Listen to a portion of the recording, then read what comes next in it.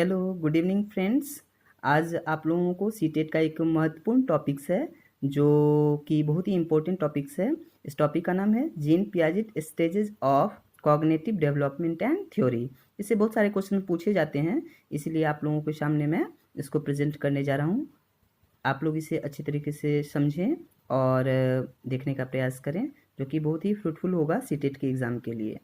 तो ये चलते हैं, देखते हैं ये क्या कहलाता है, ये पियाजे का जो स्टेजेस है कॉग्निटिव डेवलपमेंटल थ्योरी। तो इसमें कहता है it suggest that intelligence changes as children grow. जैसे जैसे बच्चे बड़े होते हैं उसका इंटेलिजेंस चेंज होता है। A child's cognitive development is not just about acquiring knowledge, यानी एक बच्चे का जो कॉग्निटिव डेवलपमेंट होता है वो सिर्फ नॉलेज एक्वायर करने के लिए ही नहीं, बल्कि the child has to develop, यानी बच्चे को डेवलप करना होता है और कंस्ट्रक्ट करना होता है अ mental model of the world. Cognitive development occurs through the interaction of initiate capacities and environmental events, and children pass through a series of stages।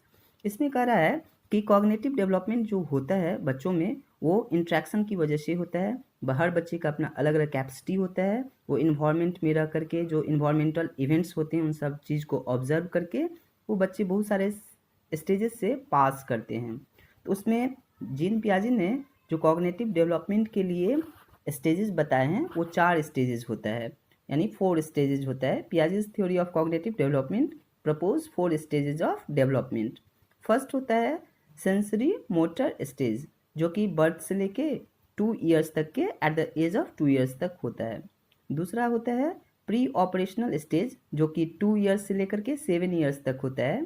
Third one होता है कंक्रीट ऑपरेशनल स्टेज, जो 7 से 11 years तक के बीच में होता है। और फोर्थ होता है फॉर्मल ऑपरेशनल स्टेज, जो 12 ईयर से लेकर के और एडल्ट एज तक होता है।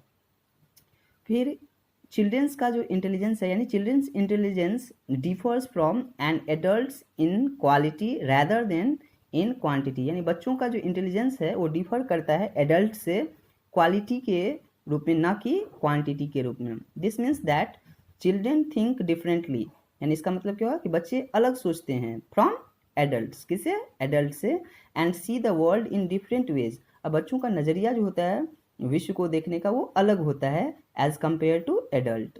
The best way to understand children's reasoning is to see things from their point of view, यानी जो सबसे अच्छा तरीका होता है बच्चों के रीजनिंग को समझना, वो सबसे अच्छा तरीका होता है उसके पॉइंट ऑफ व्यू से आप सोचें और समझने का प्रयास करें। तो जो फर्स्ट स्टेजेस था सेंसरी मोटर स्टेज, उसके बारे में थोड़ी सी आप लोगों को हम डिस्क्राइब कर दें। तो ये जो है the first stage is the sensory motor stage, यानी पहला स्टेज होता है सेंसरी मोटर स्टेज होता है।